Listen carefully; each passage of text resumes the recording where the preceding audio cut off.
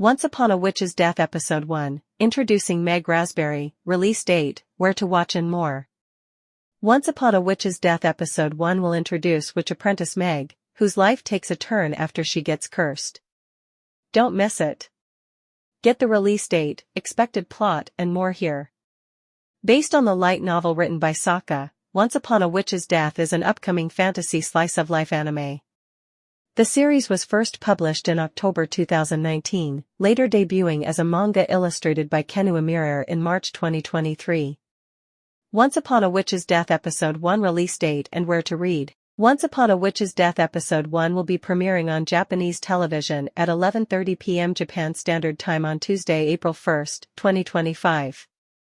While the anime will first air in Japan, global streaming will follow, with some countries potentially receiving the episode on April 2.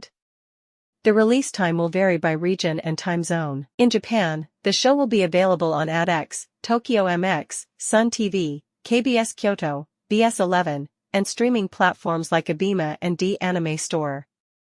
Crunchyroll will stream Once Upon a Witch's Death Episode 1 globally with English subtitles immediately after the Japanese broadcast. Expected plot of Once Upon a Witch's Death Episode 1.